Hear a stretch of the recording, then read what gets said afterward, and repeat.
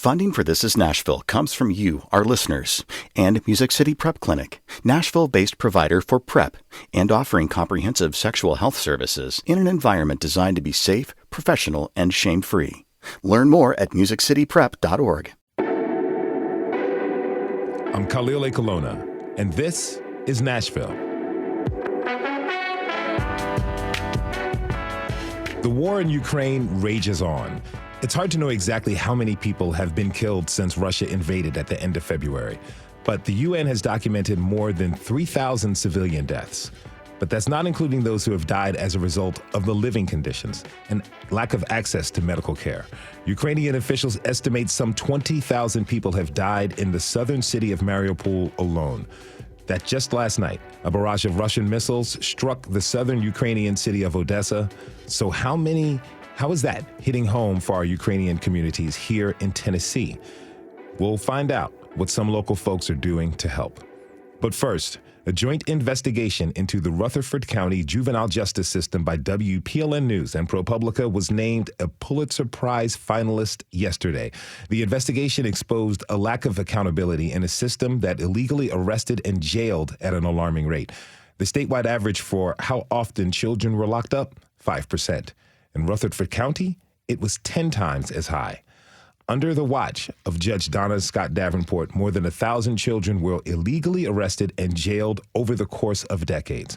Our very own Maribah Knight broke this story, and she joins us now. Maribah, welcome to the show, and major congratulations to you. Thank you so much for having me, Khalil. So I'd love to start off with how this all came about. What first made you look into this story?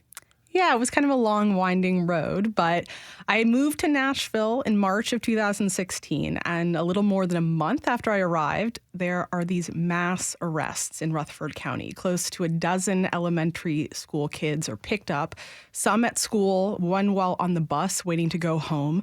All of them Black. They'd been accused of watching some boys scuffle and not stepping in to stop it. The incident blew up on local news, national news, even international news, and it always stuck with me. I was just so curious and so shocked and thought, there's certainly something more here. This doesn't just happen.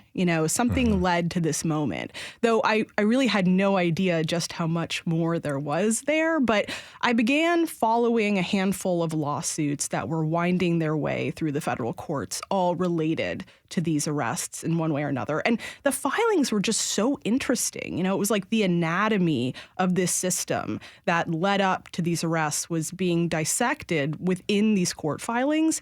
And when I finally had the time and the opportunity, I pitched it as a project to ProPublica, and that's when the real digging began. This story is really the definitive narrative of those arrests from 2016, but also a system that underpinned those arrests. What were your findings there? Yeah, so we found that in all, 11 kids were arrested. It had originally been 10 that was reported, but there was one kid arrested accidentally, which can give you a little insight into how chaotic this was. Those kids' ages ranged from 8 to 14 years old. 4 of those children, all of them Black, all of them young boys, were kept overnight, some 2 nights in the juvenile detention center. And that day the arrests happened, officers had been in serious disagreement about whether or not these arrests should even have happened or be taking place. So there was lots of discord within the department.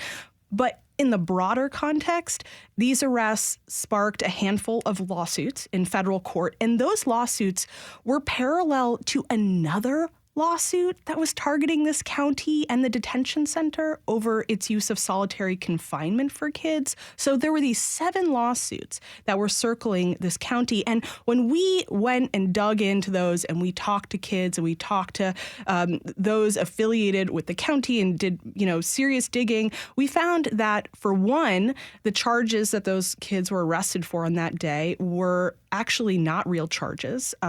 We found that the county knew that they had been they had been told on a number of occasions, that they were jailing far too many kids. As back as more than a decade ago, they were alerted to this issue, yet they ignored it. We found that county officials had even tried to push back against some of the policies that the judge had put in place, but they were never listened to. We found that the state does a pretty terrible job at oversight when it comes to juvenile detention centers and juvenile courts. They missed these blatantly illegal policies for years. So our investigation's findings really went from a very granular kind of day of communication breakdown, a charge was not a charge, to this system and the state level oversight that was woefully inadequate. Last week's episode about the Wilder Youth Detention Center kind of highlights how the state has been negligent in oversight, like you mentioned. Can you tell us about a specific case that really caught your eye? Yeah, the case of a young man named Quintarius Frazier. He was 15 years old, detained in the detention center, had intellectual disabilities, and he was placed in solitary confinement for really long periods. And it was ultimately his case. He decided to sue the county over its use of solitary confinement. And because they were seeking just a stop to this practice, this was not for any money. This was simply just to get it to stop doing what they were doing to kids. And it worked, but Quintarius was also illegally arrested and jailed a number of times. He really just touches on all of these issues that have been so embedded in this county, so troubling and, really hurtful to young people over their life. But, the thing is that he took this on himself. Like, he didn't ask for money. He knew he wasn't getting any money. And he said in a declaration to the court that he was doing this. He was bringing this lawsuit so that what happened to him would never happen to another kid. And I think, that's what really struck me. It's really incredible for a young person to take on this burden for no compensation, for nothing but helping other kids who come after him. And so his story has always stuck with me. This story had a massive reach. It went viral. Did you expect that type of public reaction? I did not. Juvenile justice is not really a viral thing, I usually think. But no, it went really crazy on Twitter. I have never had a story do that. This story was more than 10,000 words. Even the tweet thread that went viral was 23 tweets long. And so it was really amazing to see people stick with the story, to read it to completion, to be outraged, to retweet all 23 tweets. So it really was surprising, and it was really humbling and nice to see that people will stick with a long piece of writing. Particularly writing like this. What's been the impact of this story? It's really been pretty remarkable. I mean, the investigation spurred immediate demands for reform. 11 members of Congress wrote the U.S. Attorney General Merrick Garland calling for the Department of Justice to open a civil rights investigation. Tennessee's Governor Bill Lee called for a review of Judge Davenport. At Middle Tennessee State University, cut ties with Judge Davenport. She had been an adjunct teacher there for many, many years. And state legislators introduced a bill to remove the judge, actually, calling it an appalling abuse of power. But in January, after we did another story about that resolution, Davenport announced that she would retire this year rather than run for re-election. Now, we know the judge is just one part of this system, and there will be a new judge. How much of a difference do you think that will make? I think that's really like the million-dollar question here. It depends. The judge has immense power, especially in the state of Tennessee. It's one of the hardest states to actually remove a judge from. It takes 2/3 vote by the state legislature to do that. And this judge, in terms of a juvenile court judge, has immense power. They oversee the detention center. They oversee the court. In Tennessee, we merge delinquency cases with child welfare cases. So it's this huge umbrella. You're essentially overseeing any child that touches the court system in any type of way. And the system is so large and it's been so embedded and operated this way for decades. And the people who are inside the system have been doing their job for many decades. So you can replace the person at the top. And yes, the buck stops with that person. But it remains to be seen what will happen to all the people who have been operating within this system for so many years and making decisions that they haven't been held accountable for. So it just depends. We're in the middle of an election season. There will be a new judge. There are two people running, a Republican and an independent. And what they will do really remains to be seen. I know you're still following this story. So what's next for your reporting? Well, I can't talk too much about it, but we are working on a podcast that is far-ranging. That's all I can say for now, but I'm very excited to keep this story moving forward, to showcase it in audio because it's really, really amazing audio. One of the things that we did was we made more than 50 public records requests, and we obtained 38 hours of investigative interviews with all of the people involved in that arrest, the day of that mass arrest of those kids. That audio had never been heard. It has never really been heard. So I'm very excited to make something that will hit the ears in a new way. So. Let me ask you, what does it feel like to have this story recognized by the Pulitzer judges? I mean, it's alongside work from the New Yorker and the Atlantic. How do you feel? Yeah, when I saw our name pop up on the screen with, this unbelievable piece about Afghan women in the New Yorker and this equally unbelievable piece by Jennifer Senior in the Atlantic on 20 years since 9/11, I was just really proud of local news. I was really happy and proud to be a local reporter. It was a local story, and it was sandwiched between these two massive international and national stories. And I just really was proud and believe in local news so much. I believe in rigorous reporting of local news. It's just so critical, especially right now, as we see things become so much more rooted in state matters and state decisions, kind of this working away from federal government to more state by state issues. And that just means that our work is all the more important, that local reporting really, really matters, and that we need to be there to watch and to shine a light and to hold people accountable for their decisions. That answer you gave is going to be the theme for our next fund drive. Support local news. Maribel Knight is a senior reporter at WPLN News. She and her reporting partner, Ken Armstrong from ProPublica, broke this story late last year. The investigation into the Rutherford County juvenile justice system has just named a Pulitzer finalist yesterday. You can check out that story at WPLN.org. Maribel, again, congratulations, and thank you for being here. Thank you so much for having me, Khalil. We have to take a short break. When we come back, we'll check in on how the ongoing conflict in Ukraine is hitting home here in Tennessee and find out what some local folks are doing to help. Tweet us your stories at This Is Nashville. We'll be right back.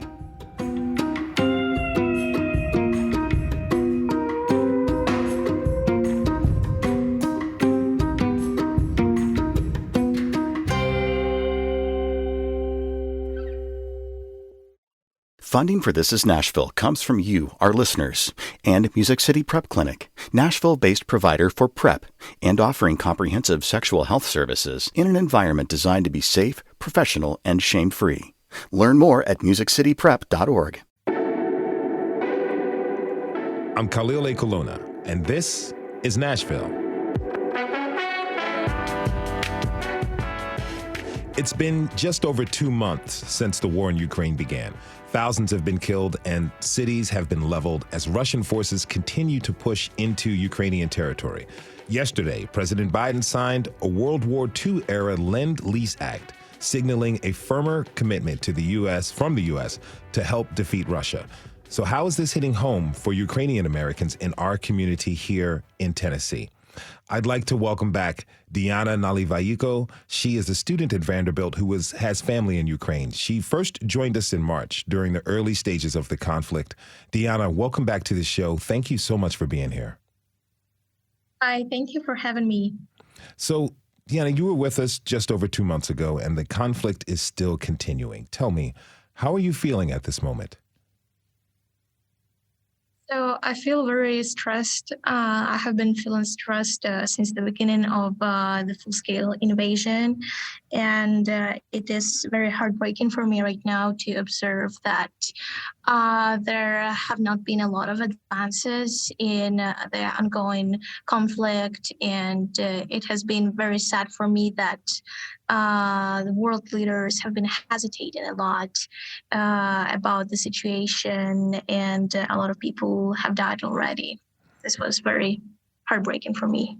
I'm really sorry to hear that. And you're just finishing up your first year of college. Has this kind of interrupted your studies at all?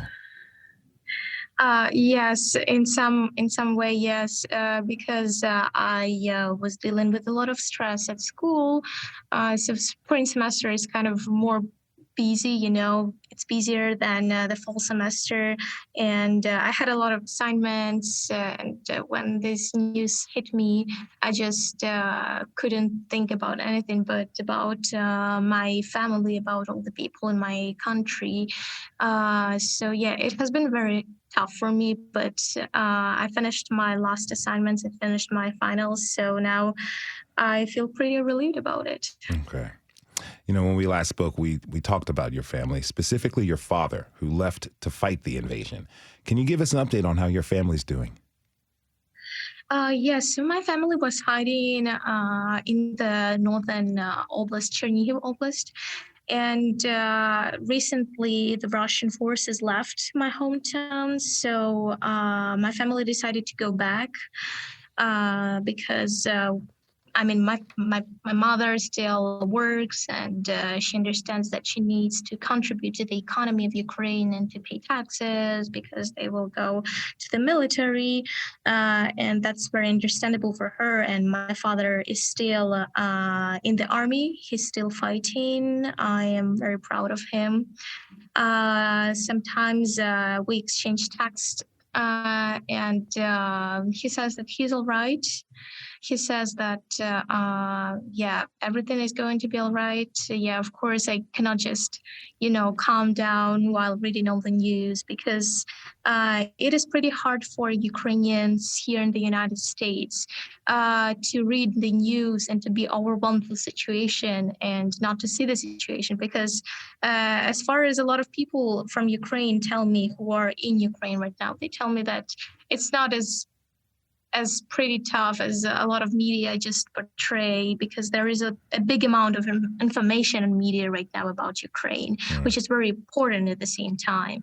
And unfortunately, there are also a lot of things that the media cannot tell. Now, you said that your family went back to your hometown. How has your mom described the conditions of your hometown?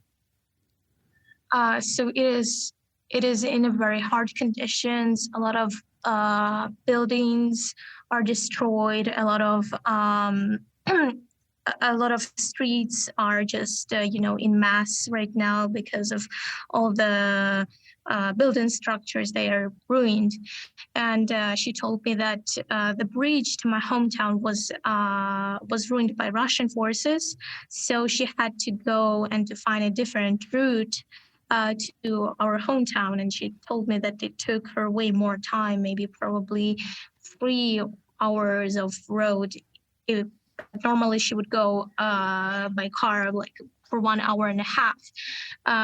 And this is pretty hard. And also I received a lot of information from my friends who stay in my hometown and who stayed in my hometown. Especially one of them is right now in the local army.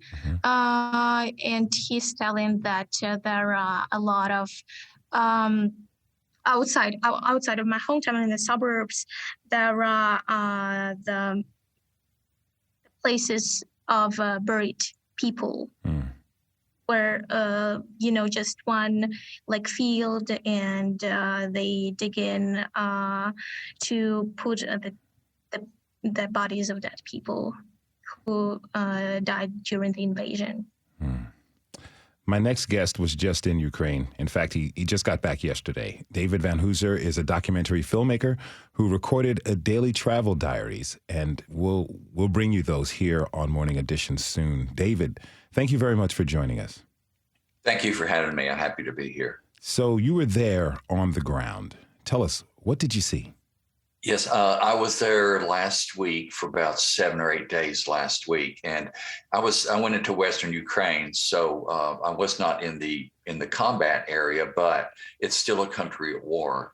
And one of the many things I witnessed was the resolve of the Ukrainian people to, I guess you could say, fight this invasion in their own way. They may not be able to take up arms, but their service was to be toward the refugees, toward the displaced persons whose lives had been upended by the war. In particular, a friend of mine, Christina Katrakis is her name, who lives in Ukraine.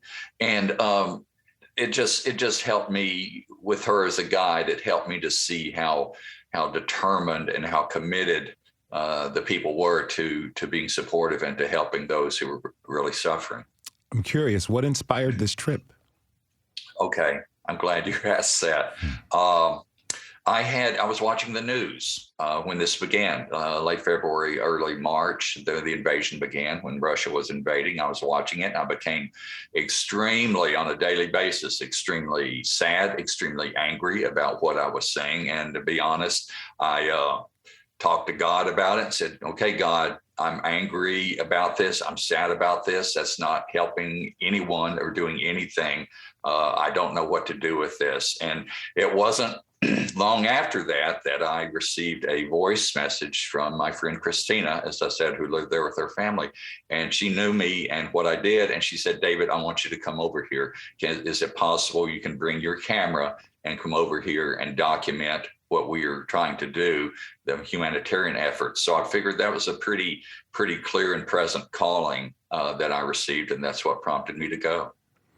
For your trip, you just mentioned meeting Christina Katrakis and her husband, Roman Kudlai. Their family had just fled to the western part of the country, along with millions of other Ukrainians in the early days of the Russian invasion. Roman quickly noticed the need for food, clothing, and shelter all around them. Thousands and thousands of refugees from the east of Ukraine came in this region of Vorokhta and Ivano-Frankivsk. And that was like day after day, thousands are coming, and I understood that it could be a problem. So I said to Christina, you got all your connections, you got the possibility to unite people, to deliver them the message that we need to do something. We need to find the supply for all the refugees and to help local people to provide these necessary things for everybody, so there will be no humanitarian crisis in the district where we've been staying for that short of period of time. So, David, what did Roman and Christina decide to do? What they did in this Western Ukraine community is they decided to organize and orchestrate relief efforts for refugees. And by that, I mean primarily food, to provide food for them, to provide clothing, to provide just basic human everyday needs, to get these supplies not only to the fleeing refugees, but also to those more in the eastern part of the country who were still in their towns, still there, trapped or unable or unwilling to leave their places. And so they have what Roman and Christina have done is create a grassroots effort in their area made of local Ukrainians who are committed to trying to provide some kind of relief, some kind of hope to the people fleeing their way into Western Ukraine. Christina has really become a huge part of your documentary work, David. Just listening to her, you could tell how important this work is to her. I look for food every morning. So is it because and every night I do the same. And I realized that it's getting harder and harder. And I realized that if it continues that way, we will have to close our mission, which would be a shame because so much love and work and effort was put into it. And just in 1 month, we delivered to over 1,183 people. David, tell us more about Christina and your experience working alongside her. Well, I've known Christina for a number of years. First met her on a documentary shoot over a decade ago. And I've always known she was a incredibly kind and giving person. And just watching her in action, I guess you could say, watching her connection to the refugees, to just her, and I don't know if you could hear the emotion in her voice, but I remember that moment when I was talking to her, and it was very difficult for her because she has a great deal of passion for these people, I should say, passion and compassion for these people, and is fighting I guess you could say, an uphill battle to be able to provide for them, because that's where her heart is, and that's what she's striving to do, as she says, on a daily basis, is to help sustain these folks. And so I've just witnessed that, and you're right. She as I put this documentary together and shooting the footage, she has become a critical, strong, and potent part of this documentary, because she doesn't want the center stage, but she's helping, has a lot to do with helping guide these efforts for these people. If you're just tuning in, this is Nashville, and I'm your host, Khalil Colonna. We're talking about the ongoing war in Ukraine. Diana Nalivaiko is still with me. Her family is in Ukraine. Diana, from what you've heard from your family and others, what are the biggest needs currently in Mariupol? So as far as I know, I think the biggest need is for medication.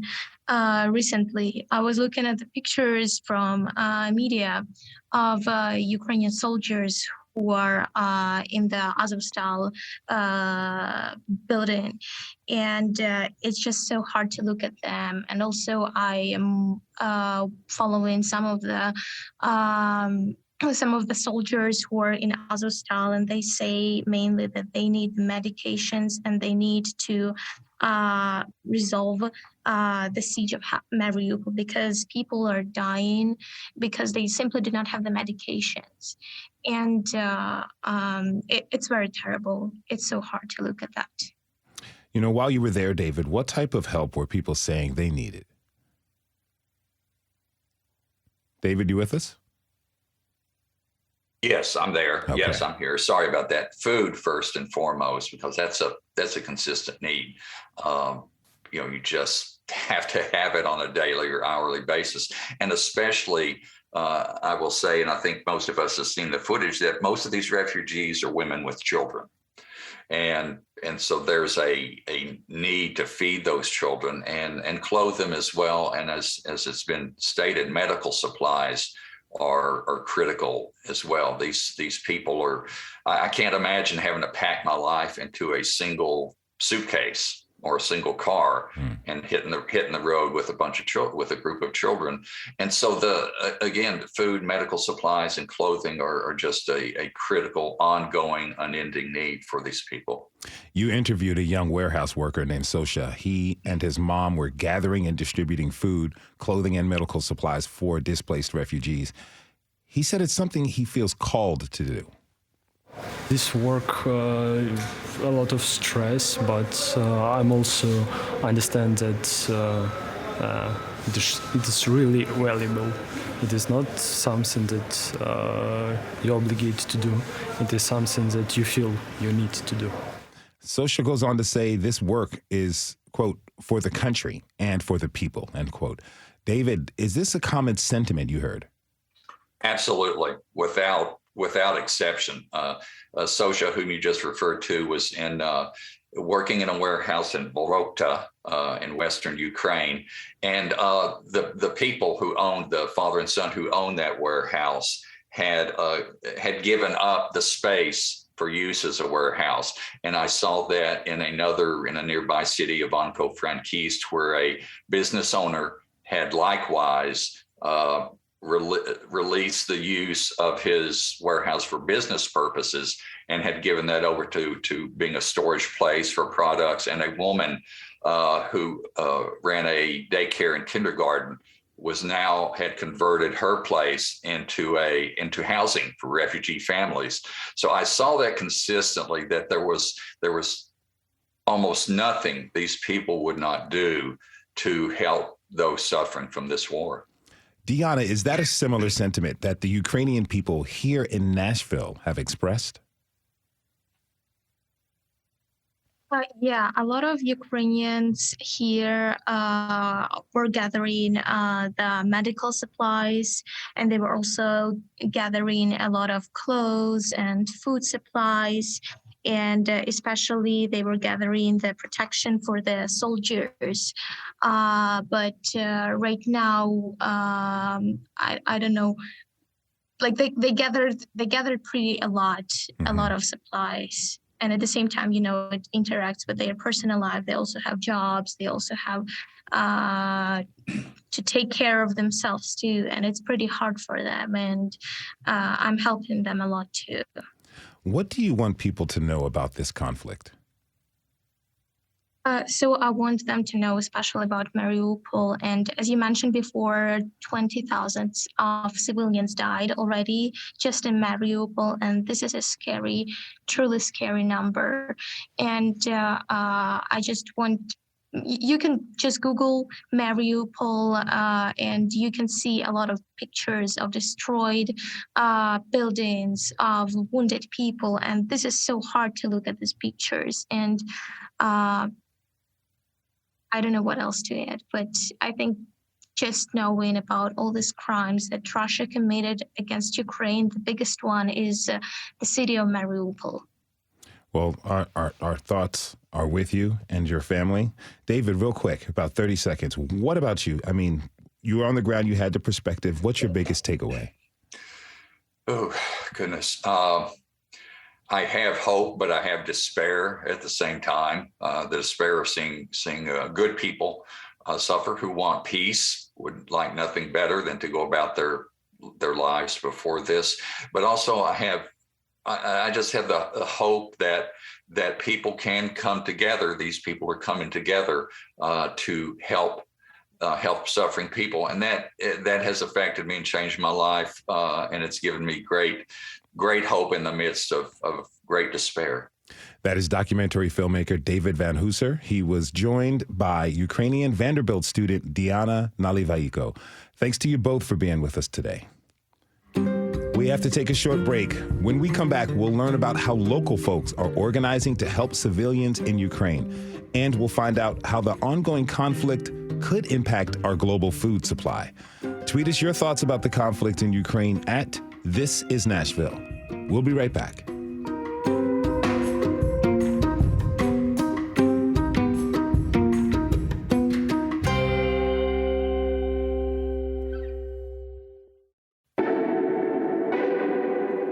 I'm Khalil Ekolona, and this is Nashville. As Russian forces began to attack Ukraine in late February, there was an outpouring of support for the people of Ukraine across the West. Now, as the conflict rages on after 2 months, some of that sense of urgency has faded, even as the death toll counts rise and millions of civilians have been displaced. And access to food and medical care has sharply declined. Many have wondered what exactly they can do to help at this point. My next guest has been working on organizing outreach efforts here in Nashville. Chaplain Scott Owings, welcome to the show. Thank you for having me on. So tell me, why did you want to be involved in relief efforts? I think it goes back to my wife, Lisa, and I lived in the former Eastern Europe from 1988 to 2000. And it was a real, best of times for us. 2 of our 3 children were born there, met some incredible people, and just the challenge and joy of gaining new friends and trying to do that sometimes in another language. And so when I heard about the war beginning, I immediately thought of some of my dear Ukrainian friends, including Zoya, who I believe is on the show. And so I reached out to her, and yeah, that's kind of where it started. You mentioned, Zoya, as you started organizing, you consulted with Zoya Malovanova, who joins us now. Thank you so much, Zoya, for being with us. It's my pleasure. Thank you. So I understand that you fled Budapest from your home in Kyiv with your 2 children when the bombing started. First, let me ask you, how are you and your children doing right now? Oh, we're doing great. We actually went to Kiev for a week or even for like a bit longer just to check how things are going. But for now, we're back to Budapest again. So everything is fine. I'm glad to hear that. You know, tell me, you recently went to Kyiv. Why did you make that trip? The thing is that I never planned on leaving, Ukraine, even though I studied in the States. I have a job here in Budapest. I used to fly like on a weekly basis almost. So it was never my ambition to go for Europe or America. And the war hasn't changed that. And so I felt a little bit ashamed of, being in safety while so many other people and relatives are back there. And we judged that it is relatively safe to be in Kiev. And so I went there and I wanted my kids. Actually, I have a son and a daughter of my husband from previous marriage is also living with me now. So all of us went there to Kiev just to see with our eyes, to maybe help somebody. What did you see? It was a bit shocking because, I'm from central Ukraine, from Kiev. And in the west of Ukraine, I don't feel that it's my home. But the closer I got to Kiev, the more I felt that, I'm coming home. And we are taking a highway to get to Kiev. You need to get the highway, Zhytomyr highway. And that's where very heavy fighting was taking place.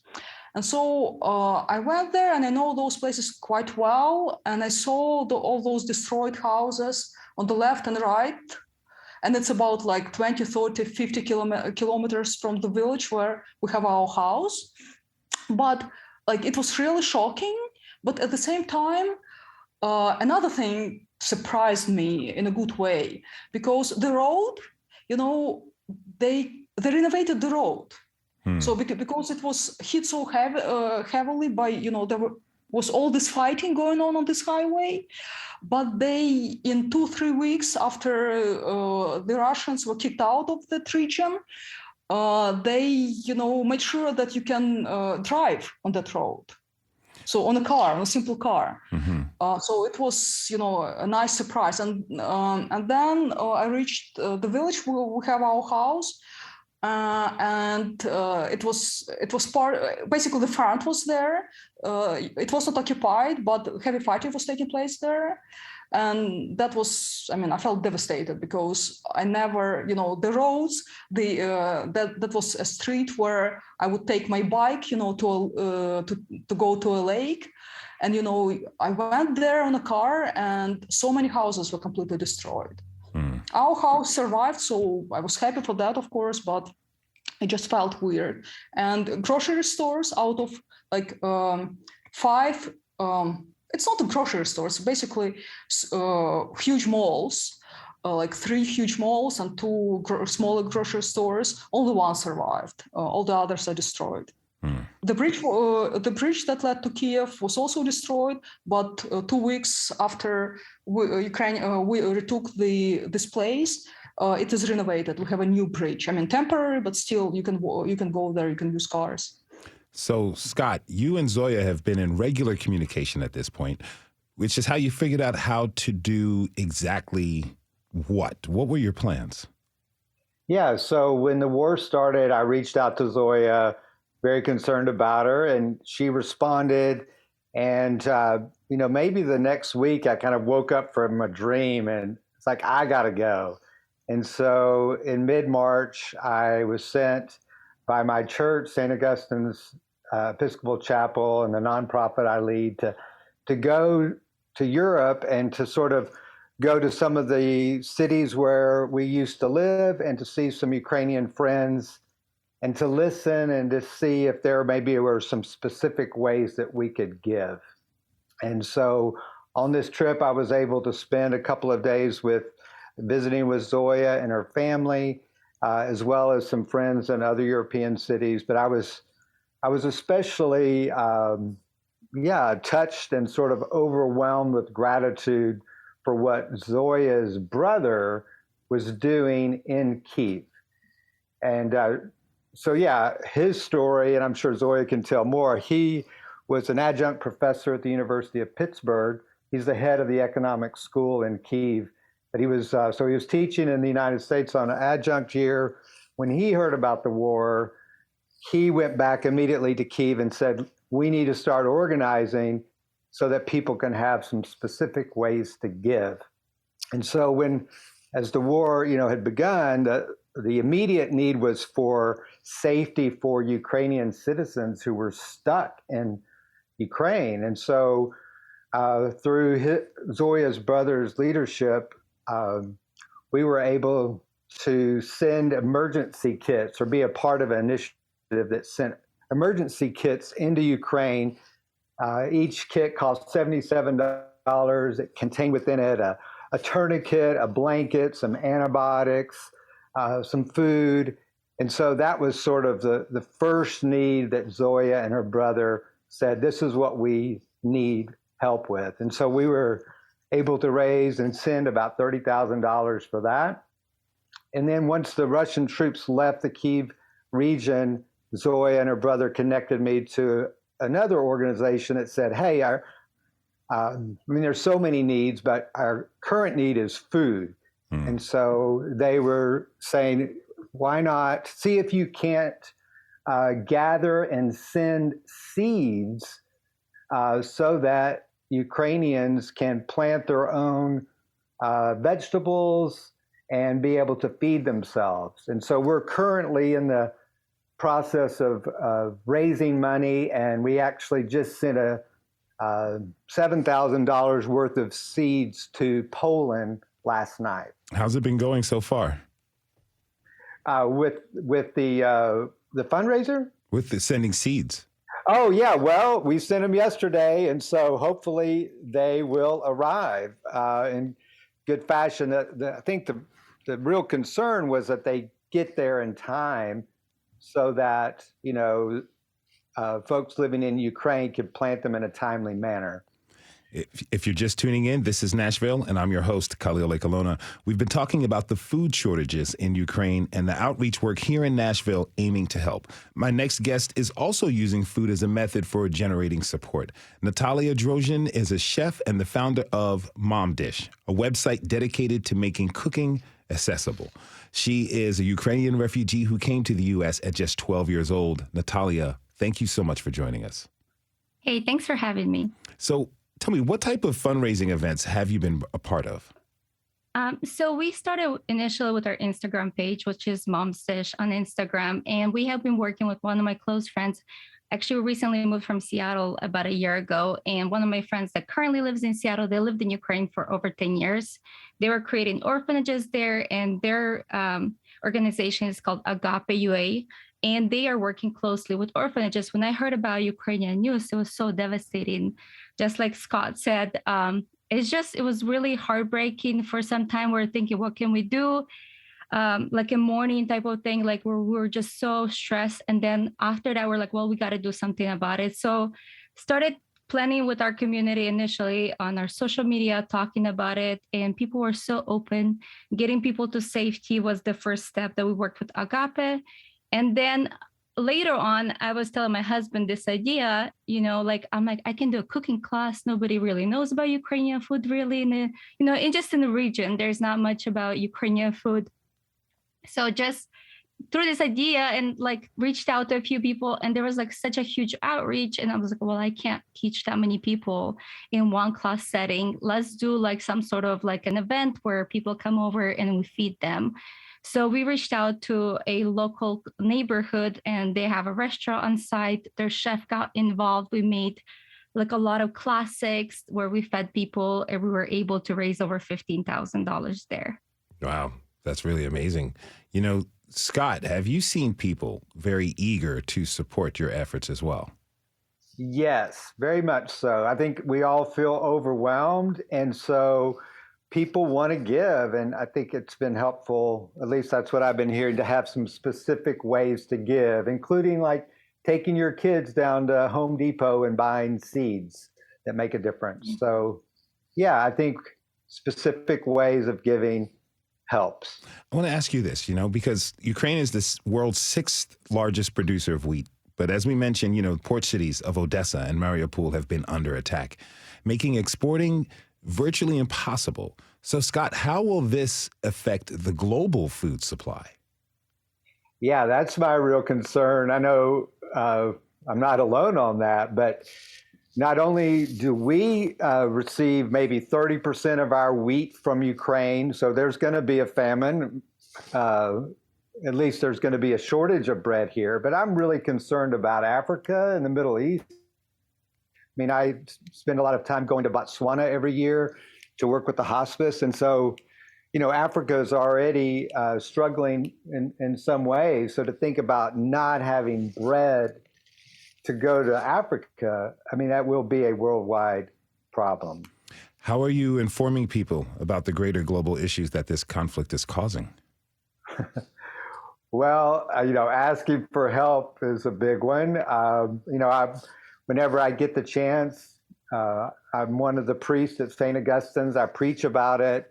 Our nonprofit is sort of having several different events. We did a yoga party last week talking about bread. We're selling bread baskets now. It seems to be catching on. So it's sort of a shared trade initiative where the baskets are from our friends at Thistle Farms, and then we have a tea towel from Ukraine, and then bread from Oleski's, which is a Ukrainian market here in town. And so people are buying these baskets for, you know, a suggested donation of $100, and so all the money goes to Ukraine, but hopefully raises some awareness about Ukraine is the breadbasket of the world, and we need to pay attention and help as we can.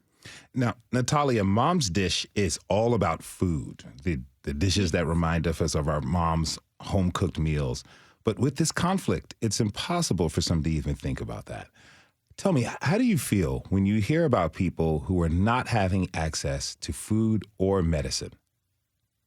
Honestly, I feel somebody earlier mentioned on the show that there's a lot of guilt involved as well. I do have a lot of guilt knowing that, part of Ukraine is suffering with no food, but I am trying to focus mainly what I can do. So also another part that we are doing, I come originally from western part of Ukraine, and I have a lot of resources there. I know a lot of people. So we are financially supporting areas where they're creating food and sending it to eastern part, because this is the best way to deal with this kind of environment, to help and just kind of be given in this kind of situation. What are some ways that people here in Nashville can help? I think supporting charities that you can trust. So I mentioned Agape UA is one of the organizations we have been supporting. We talk about it on our social media page, just finding a resource, how you can help. We randomly select people that, we see that are doing something for Ukraine. I just feel like the social media world creates such a great platform for all of us to connect and be able to help. So I think there is finding a resource where you can, reach out. You can welcome to reach out to me. I'll find ways to connect you guys as well. Scott, I know you slightly answered this, but I want to ask the same question of you. How can folks here become more informed about the outreach efforts, and how can they get involved? Not to be trite, but I really believe, asking God for mercy and for wisdom is maybe one thing we can all do. And then just finding one way to give. And we can't change the world, but we can do what we can do. So I guess that would be my encouragement, is to pray, to ask, that somehow this war might end soon. And then in the meantime, finding one simple way to give. Zoya, tell me, we've got about 30 seconds left, but what do you want people here in Tennessee to know about what you and people in your homeland are going through? I'd like you guys to know that Ukrainians feel that this war is, we are basically fighting for existence, that it's not an option to surrender, as, some might think. And so we need any help that can be provided to us to win this war and to survive. So it's an existential war for us, the way we feel. That is Zoya Milovanova from Kyiv. She's joined us from Budapest, where she fled for safety. She was joined by Chaplain Scott Owings and Nashville chef Natalia Drozhin. Thank you all for being with us here today. We want to thank everyone who tuned in this hour. Tomorrow, we bring back Citizen Nashville, where we host a panel to answer your questions about abortion rights and access. This is Nashville is a production of WPLN News and Nashville Public Radio. Listen back at thisisnashville.org or wherever you get your podcasts. Our producers are Steve Harouche, Rose Gilbert, and Tasha A.F. Lemley. Our digital lead is Anna Gallegos-Cannon. Michaela Elias is our technical director. Our executive producer is Andrea Tudhope. The masterminds behind our theme music are Laurent and Namir Blade. Special thanks to Masha Marchukova, Taylor Maurits, and Christina Katrakis. The conversation doesn't end here. Tweet us at This Is Nashville. Find us on Facebook and Instagram, and tell us what you want from our show by filling out our quick survey online. This is Nashville. I'm Khalil Lekalona. We'll see you tomorrow, everybody, and be good to each other.